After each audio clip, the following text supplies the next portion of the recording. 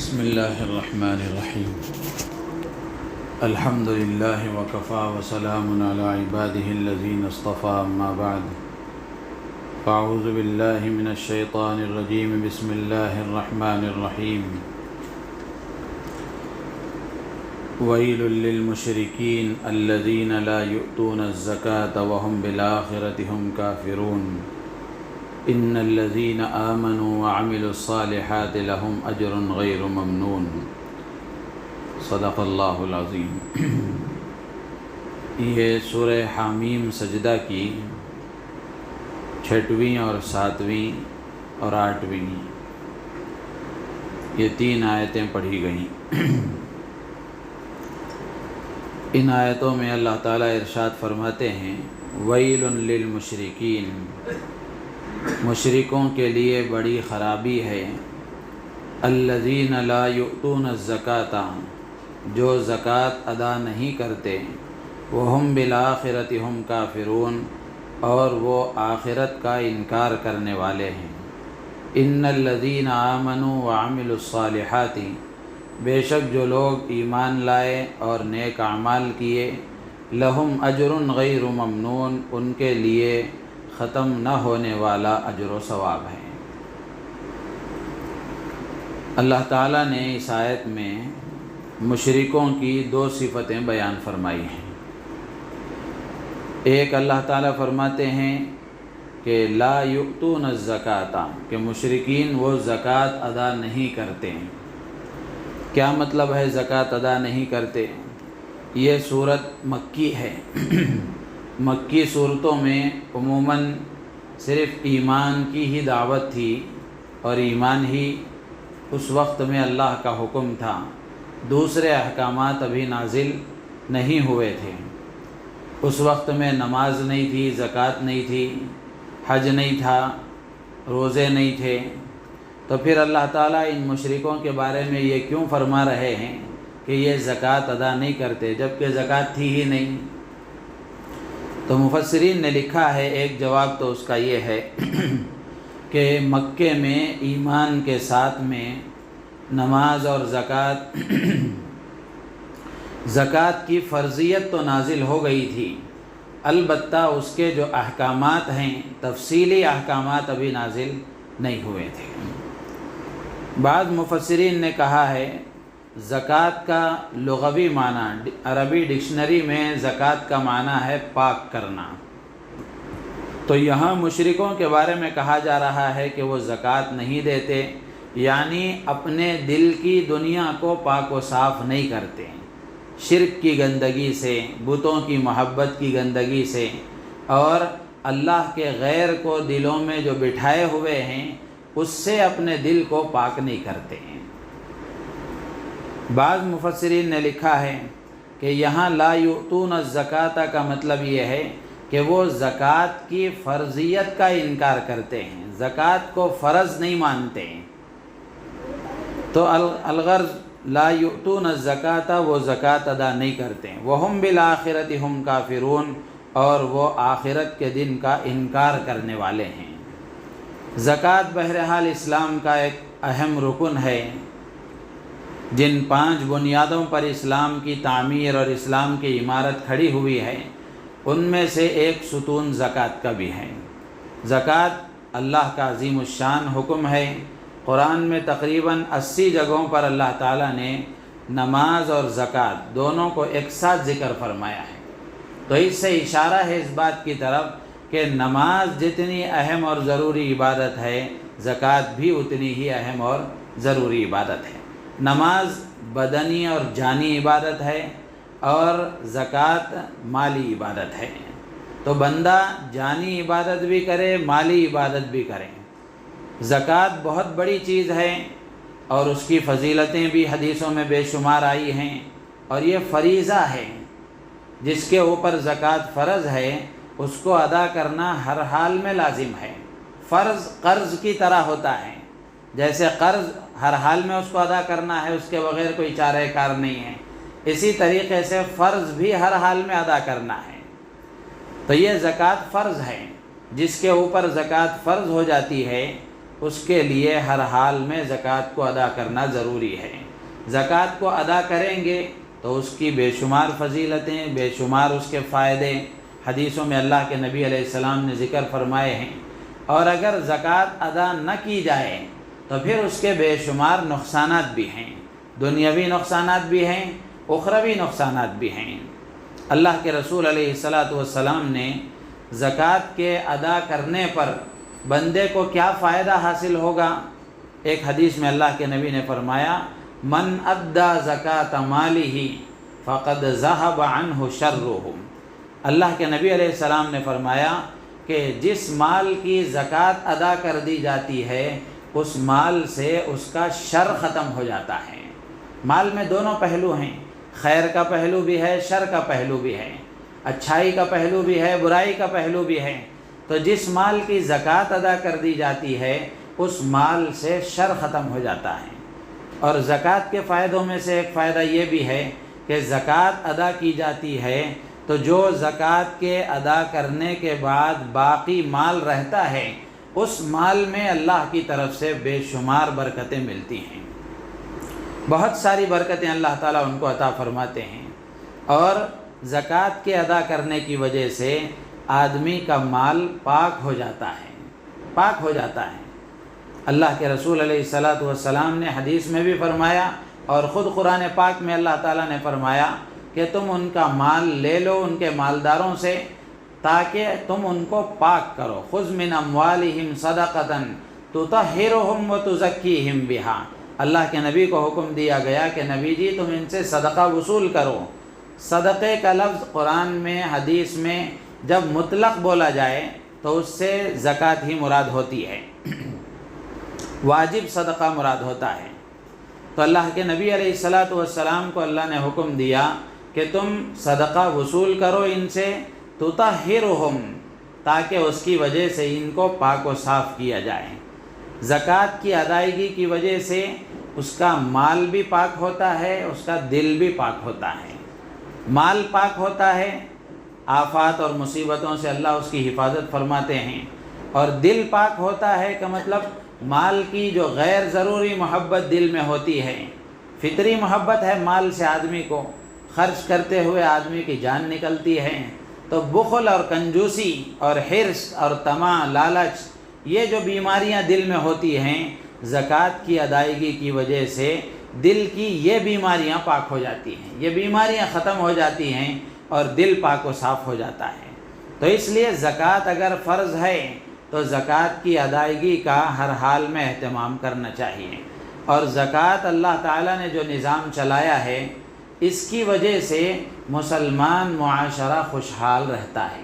جس کے پاس 7.5 تولے سونا ہے، 52.5 تولہ چاندی ہے، یا چاندی 52.5 تولہ چاندی کی جو قیمت بنتی ہے اتنے پیسے ہیں اس کے پاس، آج کے حساب سے مثال کے طور پر ایک 45,000 روپیہ یا 50,000 روپیہ کسی آدمی کے پاس ہیں، قرض سے ہٹ کر، اس کی ضرورت سے ہٹ کر زائد پیسے اس کے پاس ہیں، اور اس پر سال گزر جائے تو اس کو زکوٰۃ دینا اس پر فرض ہو جاتا ہے، زکوٰۃ دینا اس پر فرض ہو جاتا ہے۔ تو اگر جس پر زکوٰۃ فرض ہے وہ اہتمام کے ساتھ اگر زکوٰۃ ادا کریں تو ظاہر سی بات ہے کہ معاشرے میں کوئی غریب نہیں رہے گا۔ اللہ نے نظام ہی یہ بنایا ہے، کسی کو اوپر کا ہاتھ والا بنایا ہے، کسی کو نیچے کے ہاتھ والا بنایا ہے، تو جس کو اوپر ہاتھ والا بنایا ہے، جس کو صاحب حیثیت بنایا ہے، اس کی ذمہ داری ہے کہ وہ ضرورت مندوں کی ضرورتوں کو پورا کرنے کا خیال کریں۔ اگر ظاہر سی بات ہے کہ مالدار صاحب حیثیت اگر زکوٰۃ صحیح طریقے سے ادا نہیں کرے گا اور ضرورت مندوں کی ضرورت کا خیال نہیں رکھے گا تو غریب اپنی غربت میں ہی زندگی گزارے گا۔ تو اس لیے اہتمام کے ساتھ زکوٰۃ ادا کرنا چاہیے، اور سب سے پہلے اپنے رشتہ داروں میں دیکھنا چاہیے کہ رشتہ داروں میں کون مستحق ہے۔ اگر زکوٰۃ کے مستحق ہیں تو ان کو زکوٰۃ دینا چاہیے، اس میں دوہرا ثواب ملتا ہے، ایک زکوٰۃ کی ادائیگی کا اور دوسرا صلہ رحمی کا، رشتے ناطے کو جوڑنے کا، رشتہ داری کو باقی رکھنے کا ثواب ملتا ہے۔ اور پھر اس کے ساتھ ساتھ اپنے اڑوس پڑوس میں، جان پہچان والوں میں اگر کوئی مجبور ہے، ضرورت مند ہے، مستحق زکوٰۃ ہے تو ان کو زکوٰۃ دی جانی چاہیے۔ اور اسی طریقے سے مدارس ہیں، ان مدارس میں بھی اپنی زکوٰۃ دینا چاہیے۔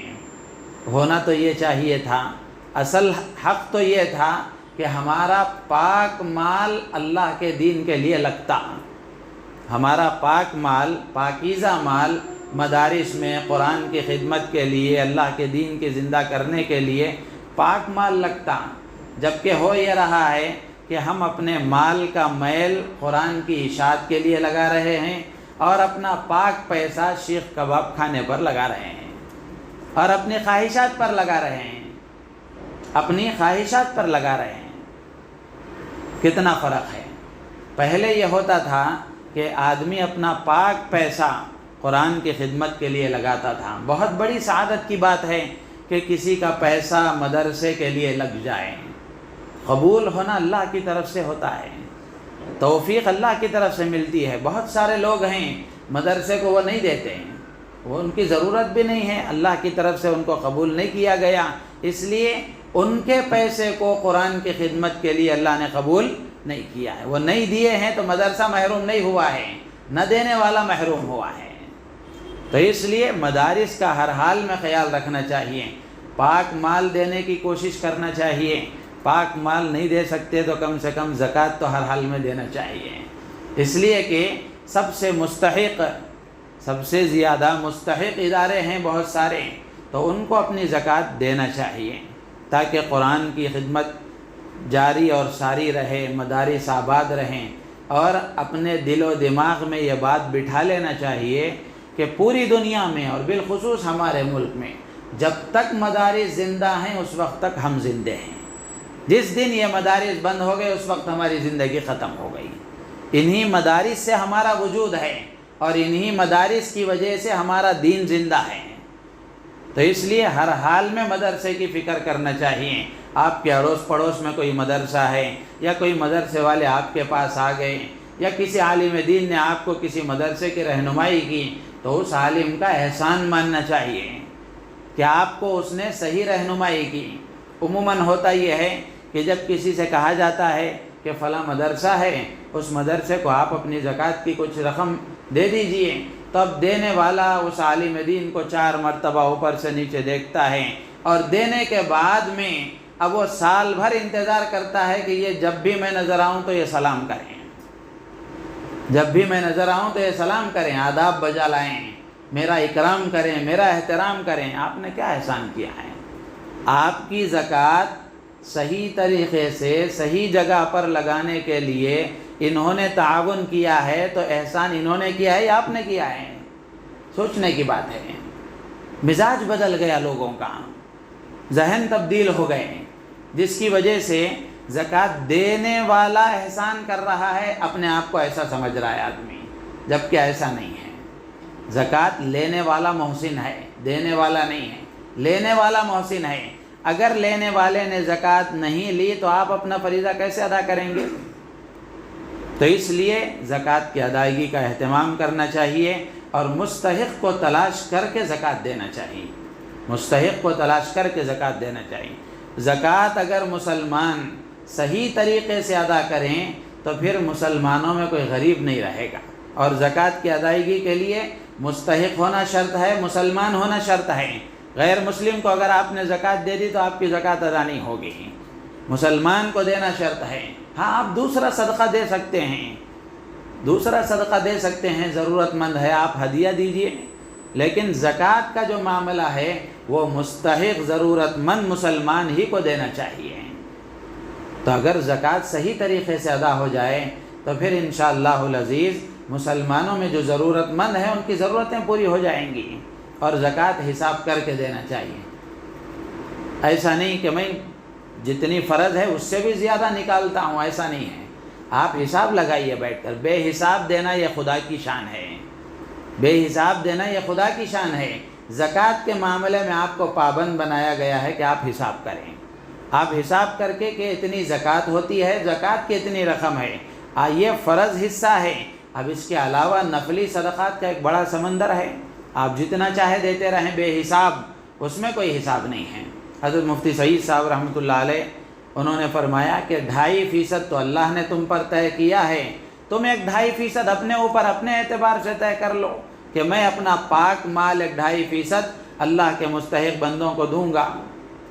حضرت نے فرمایا، مفتی سعید صاحب رحمۃ اللہ علیہ نے اچھے بڑے تاجر تھے، حضرت دارالعلوم دیوبند کے شیخ الحدیث بھی تھے، صدر المدرسین بھی تھے، اور ان کا کتب خانہ تھا، بڑے تاجر تھے۔